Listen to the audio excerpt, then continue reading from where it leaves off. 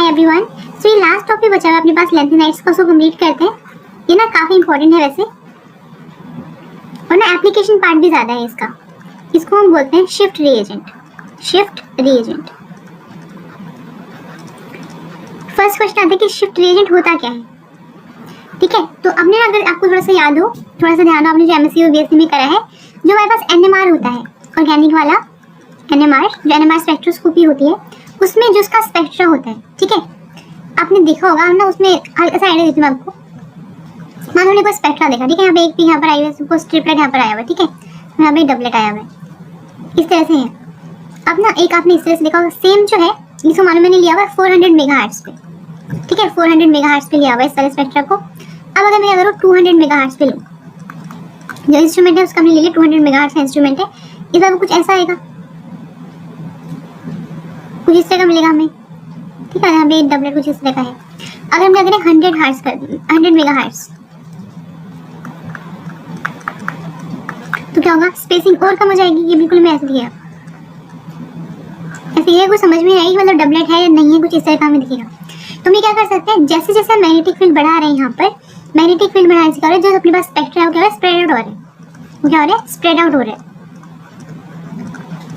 तो जो ये वाला काम हम करते हैं एनएमआर स्पेक्ट्रम में, कि अगर हमें चाहिए कि थोड़ा स्प्रेड आउट हो अपना स्पेक्ट्रम, अच्छे से पिक्स प्रॉपर दिखिए, उसमें क्या काम होता है, हम मैग्नेटिक फील्ड से बढ़ा सकते हैं, we can increase magnetic field. उसको बढ़ाने से क्या होगा, हमारे पास थोड़ा स्प्रेड आउट हो जाएगा स्पेक्ट्रम। अब ना ये करने की बजाय कि हम मैग्नेटिक फील्ड को इंक्रीज करें, उससे बेटर एक चीज़ और होती है, आप ना यूज़ करो शिफ्ट रिएजेंट। अब शिफ्ट रिएजेंट क्या होते हैं, इनका काम यही होता है, जो एनएमआर का स्पेक्ट्रा होता है उसको स्प्रेड आउट कर देते हैं, ठीक है, इस तरह से करते हैं। मतलब जैसे अब ना लिख सकते हैं, यहाँ पे लिख सकते हैं यहाँ पर कि शिफ्ट एजेंट वाले होते कौन से, उसको हम लेंथेनाइड्स में क्यों पढ़ रहे हैं, क्योंकि हमारे पास जो बीटा डायकीटोन्स होते हैं, बीटा डायकीटोन कॉम्प्लेक्सेस ऑफ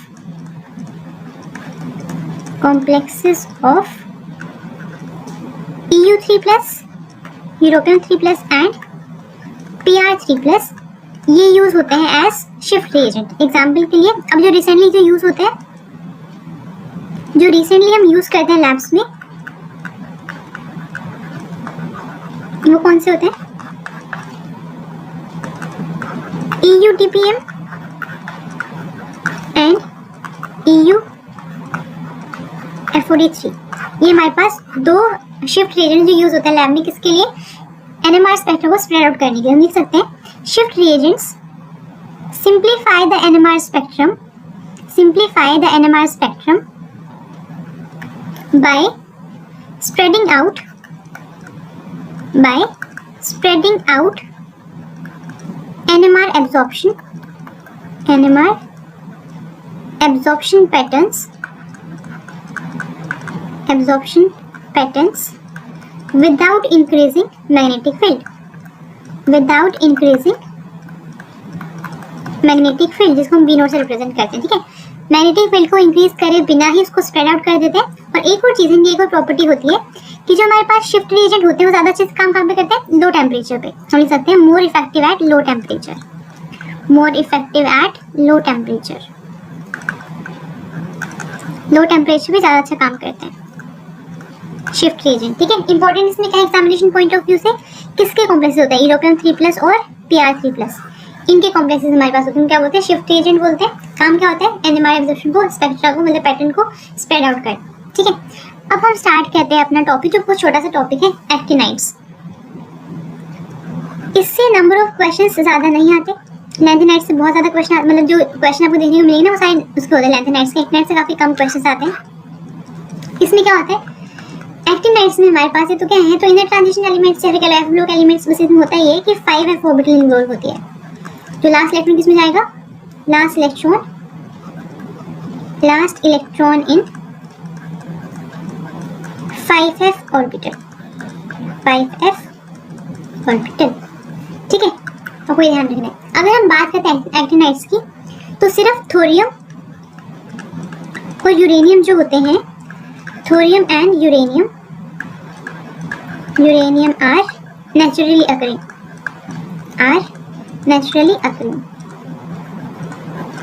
बाकी सारे क्या होते हैं, बाकी सारे मैन मेड होते हैं। Rest all are all are man made. और बनते कैसे, लैब्स में बनाते कैसे, by man made by nuclear reactions. Lab में न्यूक्लियर रिएक्शंस करवा के बाकी सारे एक्टिनाइड्स बनाए जाते हैं, सारे क्या होते हैं, रेडियो एक्टिव होते हैं। ठीक है, हमने ये भी देखा क्या होता है, जब हाफ लाइफ टाइम होता है इन दोनों का वो काफी ज्यादा होता है, इसलिए क्या करते हैं इसकी रेडियो एक्टिविटी को इग्नोर करते हैं। और अगर बात की जाए इसके सोर्स की कहाँ से मिलता है, तो ये तो हमने पहले भी देखा, थोरियम किससे मिलता है, मोनाजाइट सैंड है ना, ये इसका सोर्स होता है मोनाजाइट सैंड। कितना होता है इसमें, 10% थोरियम होता है। ठीक है, और जो यूरेनियम होता है उसका सोर्स होता है, और कह लो आप उसको, इसका और कौन सा होता है, पिच ब्लेंड। इसका और होता है पिच ब्लेंड। ठीक है, ये हमारे पास नेचुरली आते हैं, बाकी सारे क्या होते हैं, मैन मेड होते हैं, मतलब बनाए जाते हैं किसमें, लैब में बाय न्यूक्लियर रिएक्शंस। इतना क्लियर है? ओके। अब ना मैंने आपको पहले बोला क्वेश्चन ज़्यादा नहीं आते हैं, बट स्टिल कुछ चीज़ें हमें देखनी पड़ेंगी इनकी, है ना। तो सबसे पहले देखते हैं कौन से होते हैं।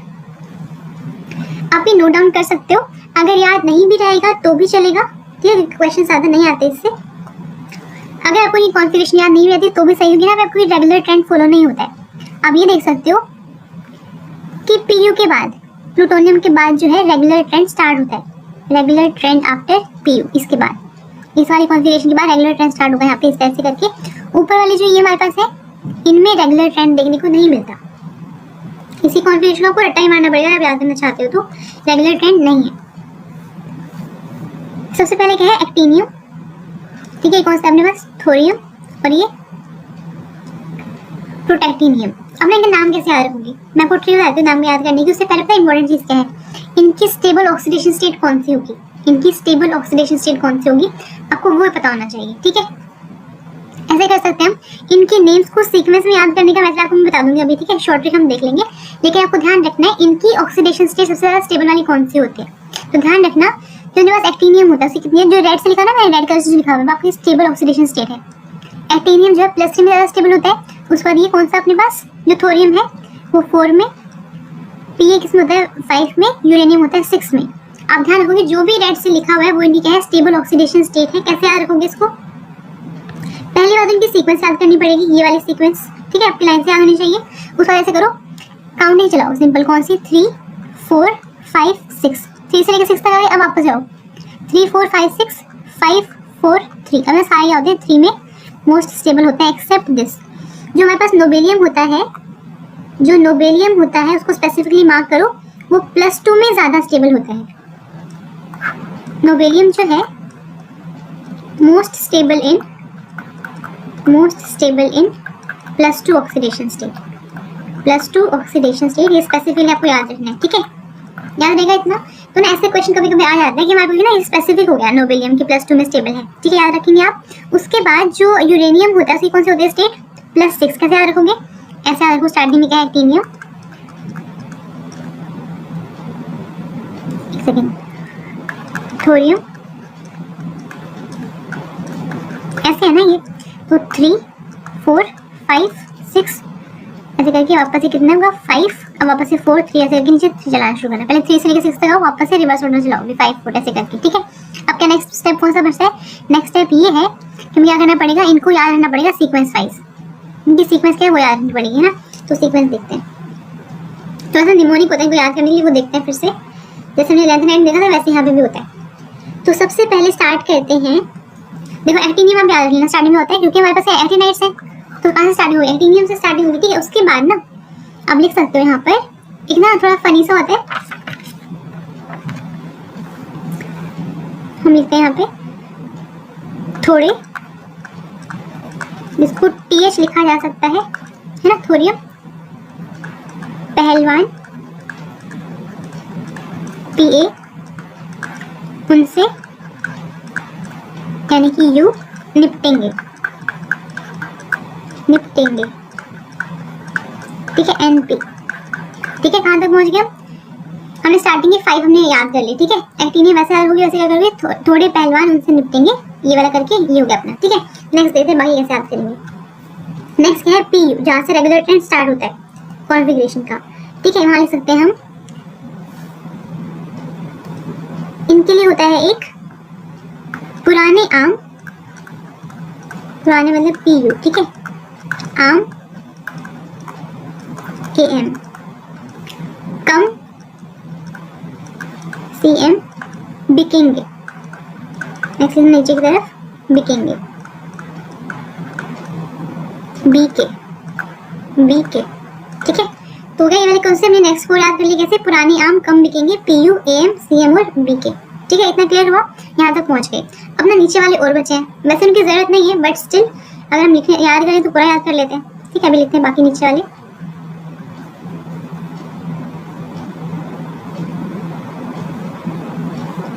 नीचे होता है अपने पास, हम BK तक पहुंचे, ठीक है। नेक्स्ट है कैलिफोर्नियम ना, CF, इसका लिखा आप कैलिफोर्निया में कैलिफोर्निया क्या होगा, CF, इसका नाम भी कैलिफोर्नियम होता है, वैसे ये कैलिफोर्निया में बना है, ठीक है। तो कैलिफोर्निया में, इसको हिंदी में लिखो क्योंकि इसको इंक्लूड नहीं करना हमने, में Einstein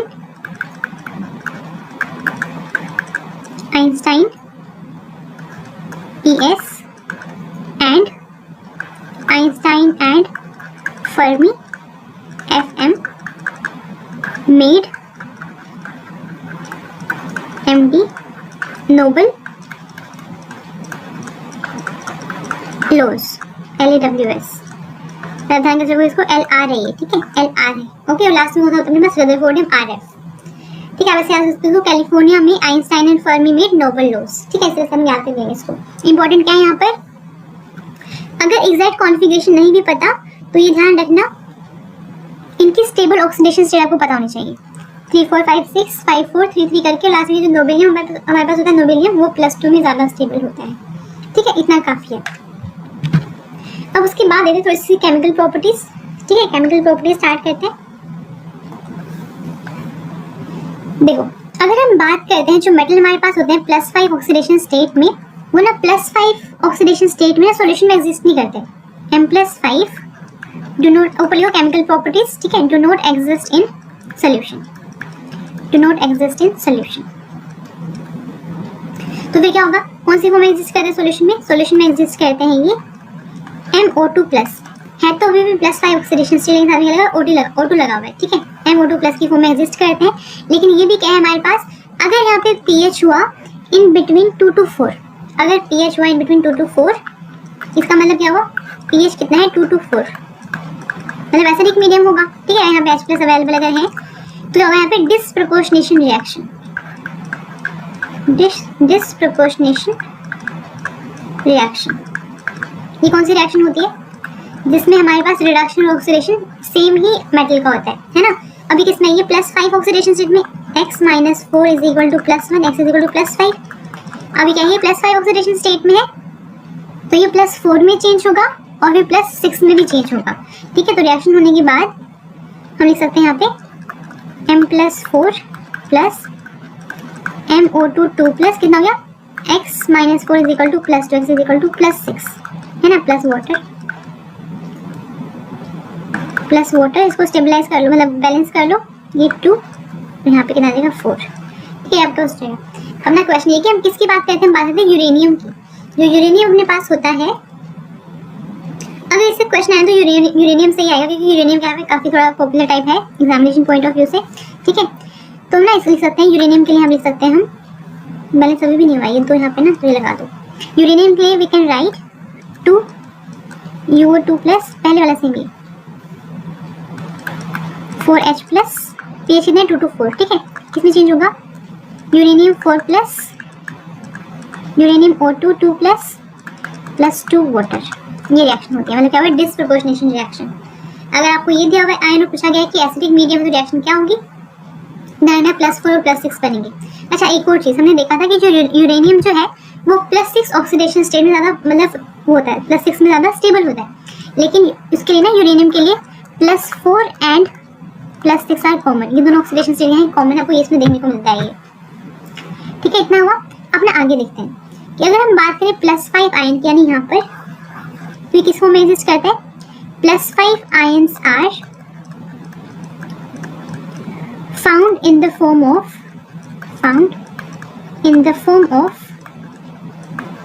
oxo ions। oxo ion का मतलब क्या हुआ, oxo ions का मतलब हुआ ये सिंगल बॉन्ड, ठीक है। इस फॉर्म में एग्जिस्ट करते हैं। अगर हम बात करें किसकी, +6 आयंस की, अगर हम बात करते हैं +6 आयंस की, तो देखो +6 ions in form of dioxo ions, in form of dioxo ions. ये कैसे बनेंगी, मान लो हमारे पास ये है सपोज, इन जनरल अगर लिखे तो M O2 2+ है, ठीक है। इसका मतलब ये हुआ डाइऑक्सो का मतलब है डबल बॉन्ड यहाँ पर है 2+, ठीक है। तो यहाँ पे यूरेनियम है तो क्या होगा, ऐसे बन जाएगा। एग्जाम्पल के लिए देखो, एग्जाम्पल हम ले सकते हैं, ये वाला एग्जाम्पल हमने केमिकल बॉन्डिंग में भी डिस्कस करा था, और ये हो गया NO3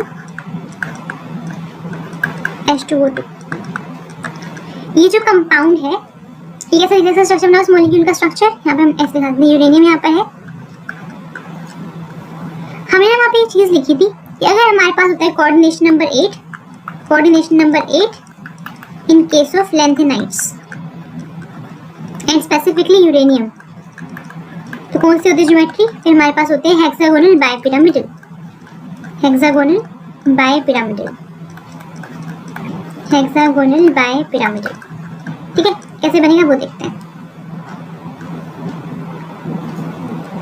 वैसे आपके नोट्स में ये ऑलरेडी होगा, बट हम ऐसे देख सकते हैं वापस से इसको। हेक्सागन बनना है, ठीक है। ऊपर से यूरेनियम किसमें, +6 ऑक्सीडेशन स्टेट में, कैसे देखें, x - 4 - 2 is equal to 0, x is equal to +6। +6 का मतलब ये हुआ है ना, कैसे एग्जिस्ट करता है डाइऑक्सो फॉर्म में, हमने क्या करा, 2 डबल बॉन्ड बना दिए यहाँ पे, ठीक है। अब देखते हैं आगे, हेक्सागन है ना, हेक्सागोनल बायपिरामिडल, हेक्सागन बनाओ।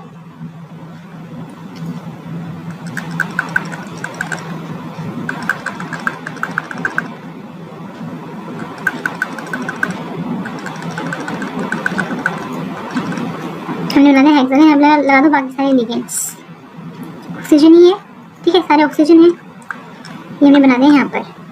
अब जो ये है NO3, क्योंकि यूरेनियम का साइज तो बड़ा होता है, ये करेगा बाइडेंटेड लिगेंड जैसे एक्ट करेगा, ठीक है।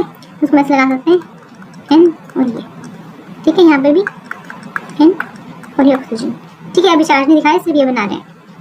यहाँ पे क्या है, ये वाटर, यहाँ पे क्या है, ये वाटर मॉलिक्यूल, ठीक है। 2 वाटर है ना, इसलिए मैंने 2 वाटर लगा दिए। अब बनाओ डायरेक्टली बॉन्ड इसके साथ, बन गया हेक्सागन। इस जगह होता है हेक्सागोनल बायपिरामिडल, ये क्या है, बाइडेंटेड, बाइडेंटेड, ठीक है। कोऑर्डिनेशन नंबर कितना, 8, ज्योमेट्री कौन सी, हेक्सागोनल बायपिरामिडल। ऐसा ही एक और स्ट्रक्चर भी होता है। अच्छा, एक और चीज, कोऑर्डिनेशन नंबर 8 कैसे निकाला हमने, हम बॉन्ड्स काउंट नहीं करते। कोऑर्डिनेशन नंबर का मतलब क्या होता है, number of donor atoms, number of donor atoms attached to central metal. जितने भी नंबर ऑफ डोनर एटम्स लगे हुए उसी को हम बोलते हैं कोऑर्डिनेशन नंबर। मोड्स में काउंट करना, अगर मोड्स होगा तो 10 बोलोगे, इसका फिर बोलोगे 1 2 3 4 5 6 7 8 9 10। कोऑर्डिनेशन नंबर 10 नहीं है, 8 है, ठीक है। एक और कॉम्प्लेक्स देखते हैं, यूरेनियम,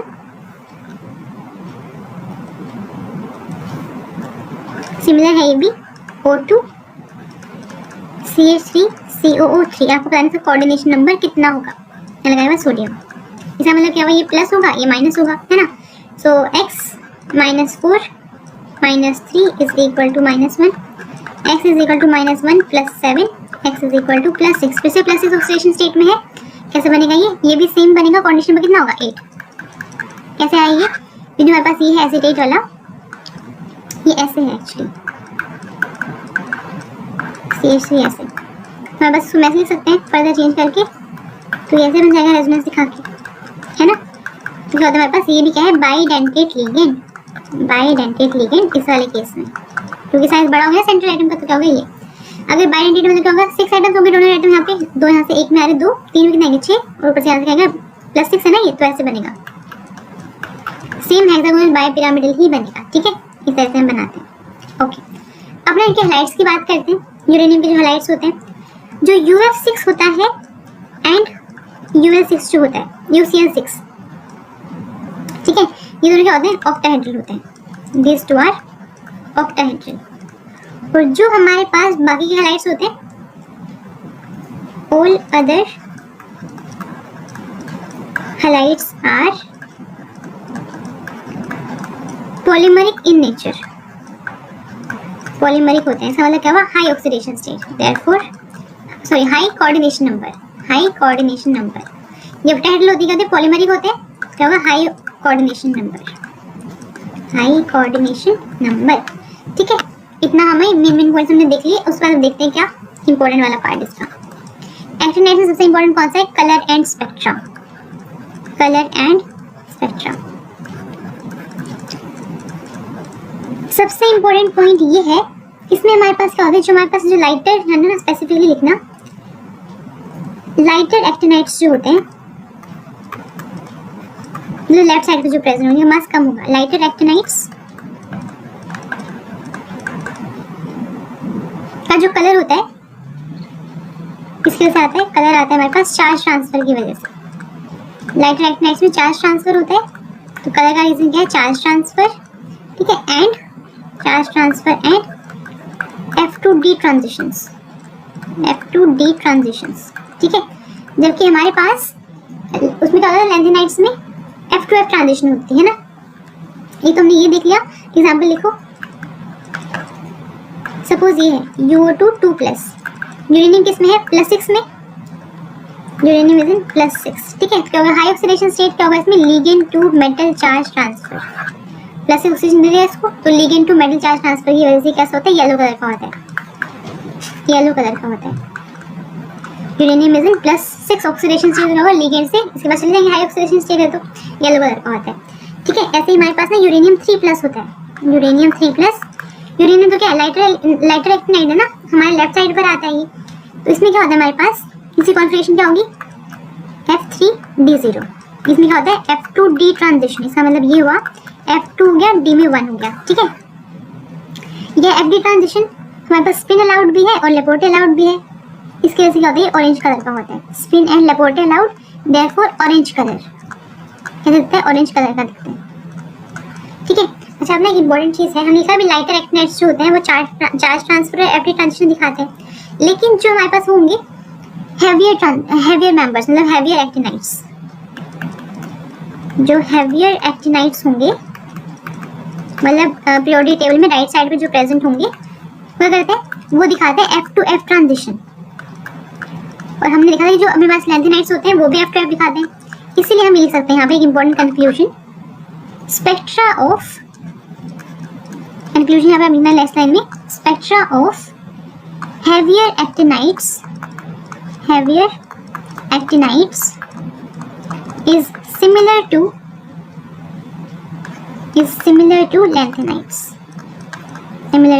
lanthanides। इस चीज को ऐसे भी लिखा जा सकता है कि जो हमारे पास हैवियर एक्टिनाइड्स होते हैं उनकी केमिकल प्रॉपर्टीज होती है वो सिमिलर होती हैं, मतलब वो सिमिलैरिटी शो करते हैं लैंथेनाइड्स के साथ में। ठीक है, अगर हम बात करें कॉम्प्लेक्स फॉर्मेशन टेंडेंसी की, कॉम्प्लेक्स फॉर्मेशन एबिलिटी, अच्छा उससे पहले एक और चीज़, क्योंकि यहाँ पर हमारे पास जो एक्टिनाइड्स हैं उनमें ट्रांजिशन कहाँ से कहाँ तक है? F2D है ना। और एक और चीज़ यहाँ पे क्या है? 5f ऑर्बिटल इन्वॉल्व है, तो 5f ऑर्बिटल जो होती है मोर डिफ्यूज्ड देन 4f। न्यूक्लियस से ज़्यादा दूर रहेंगी तो ज़्यादा डिफ्यूज होंगी। ठीक है, ज़्यादा डिफ्यूज होने की वजह से क्या है?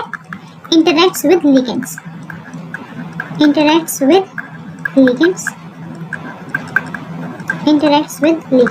तो क्या होगा इसकी वजह से? यहाँ पे फिर CFSC का रोल थोड़ा सा आ जाता है यहाँ पर। ठीक है, हम ऐसे बोल सकते हैं थोड़ा सा CFSC का रोल तो आया ही, क्योंकि ना लिगेंड के साथ इंटरेक्शन हो रही है, उसके वजह से क्या होगा? ब्रॉड आएगा, जो स्पेक्ट्रा आएगा वो broad peak, broad and intense peak. ठीक है, ज़्यादा एक्सपेंडेड हो, ज़्यादा डिफ्यूज या एक्सपेंडेड कह लो होने की वजह से क्या है? कुछ ना कुछ इंटरेक्शन यहाँ पे होती है लिगेंड्स के साथ में। ठीक है, ये तो आपको ध्यान रखना, ये इंपॉर्टेंट पॉइंट है। हम बहुत कम पढ़ रहे हैं एक्टिनाइड्स के बारे में, पर जितना पढ़ा वो बहुत अच्छे से मतलब अच्छा वाला पढ़ा है, तो एग्जामिनेशन पॉइंट ऑफ व्यू से इंपॉर्टेंट है, उसको अपने नोट्स मैसेज लिखना, आपको याद होनी चाहिए वाली चीज़ें। ठीक है, डायरेक्टली क्वेश्चन आते हैं, देखेंगे नेक्स्ट बार असाइनमेंट आने वाला है आपके पास, तो वो हम देखेंगे। ठीक है, अब बात करते हैं किसी complex formation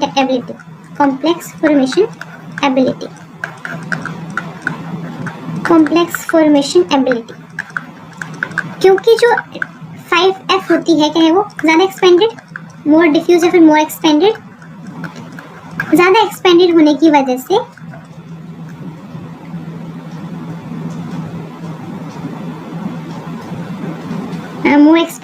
therefore more complex formation ability than lanthanides. Ligand से इंटरेक्ट भी कर सकती है ना, तो ज्यादा कॉम्प्लेक्स फॉर्मेशन टेंडेंसी है। यहाँ पे क्या है, सी का रोल आता है, CFSC का रोल भी आता है। कुछ वैल्यू हमारे पास लिख सकते हैं हम, sum value of CFSC as well. Value of CFSC is also included in case of actinides. ठीक है, अब बस इतना ध्यान रखेंगे, इसमें CFSC का थोड़ा सा रोल होता है, क्योंकि हमारे पास क्या है, 5F जो है वो ज्यादा डिफ्यूज है, ज्यादा डिफ्यूज होने की वजह से लिगेंड साथ इंटरेक्ट करती है। ठीक है, तो पीक ब्रॉड आएगा, इंटेंस आएगा, और साथ में होगा कॉम्प्लेक्स फॉर्मेशन एबिलिटी भी इंक्रीज करेगी। ठीक है, अब ना एक क्वेश्चन देखते हैं, सिंपल सा क्वेश्चन है। मैंने अभी बना दिया 3 कॉम्प्लेक्सेस। ठीक है, एक तो क्या है, यूरेनियम है जिस पे लगे हुए 4 लिगेंड, साइक्लोपेंटाडाइनिल लिगेंड। आपको बताना अब इनमें से कौन से वाले कॉम्प्लेक्स को आइसोलेट कर सकते हो, कौन से वाले, यहाँ पे लगा हुआ लैंथेनम, इस पे लगे हुए 4 साइक्लोपेंटाडाइनिल। आपको बताना है कौन से वाले कॉम्प्लेक्स को हम आइसोलेट कर सकते हैं। और एक लगा हुआ अपने पास लैंथेनम पे 2 साइक्लोपेंटाडाइनिल और 2 H। ठीक है, जरा ध्यान से समझो, क्योंकि हमारे पास एक्टिनाइड्स का साइज जो होता है वो लैंथेनाइड से भी बड़ा होता है। हम यहाँ यूरेनियम जो है वो large size therefore can accommodate 4 large CP ligands around it। अपने अराउंड 4 लार्ज लिगेंड्स को अकोमोडेट कर सकते हैं। क्या होगा, ये स्टेबल होगा। अगर ये स्टेबल है तो क्या कर सकते हैं, इसको आइसोलेट कर सकते हैं, therefore can be isolated। ठीक है, अगर हम बात करते हैं यहाँ पे लैंथेनम का साइज क्या है, कंपैरेटिवली छोटा होता है। लिखो size of lanthanum is smaller, therefore ligand size बड़ा है, मतलब सेम है लिगेंड पे ना, therefore severe repulsion लिगेंड से रिपल्शन होगा। बोलेंगे नॉट स्टेबल, ये स्टेबल नहीं है। अगर स्टेबल तो क्या आइसोलेट नहीं कर सकते, therefore can't be isolated क्योंकि एग्जिस्ट नहीं करता, that is does not exist. मतलब एग्जिस्ट नहीं करता स्टेबल ना होने की वजह से, उसको आइसोलेट कैसे करेंगे, डज नॉट एग्जिस्ट। इसको देखो, है तो लैंथेनम, लेकिन इसका क्या है, 2 लिगेंड तो हट गए, अब 2 स्मॉल लिगेंड आगे तो होगा, ये एग्जिस्ट भी करेगा, रिपल्शन भी नहीं होगा इसमें, therefore कैन बी आइसोलेटेड। इसको हम आइसोलेट कर सकते हैं, आइसोलेट किया जा सकता है। ठीक है, तो इतना हमने F ब्लॉक कंप्लीट कर लिया है। यहाँ पर इससे ज़्यादा पढ़ने की आई डोंट थिंक आपको कोई नीड है। बाकी अगर कोई कॉन्सेप्ट मिस हो गया होगा तो उसको हम असाइनमेंट में कवर कर लेंगे। ठीक है, इसको अच्छे से पहले रिवाइज करना, उस वक्त अपना असाइनमेंट चेक करना। असाइनमेंट के सारे क्वेश्चन आप मैक्सिमम क्वेश्चन खुद से सॉल्व कर लोगे, और खुद से पहले सॉल्व करके रहना। मैं आपको आंसर की पहले दूंगी, उसको पहले मैच कर लेना, उसका आप लेना कंप्लीट सोल्यूशन। Happy learning.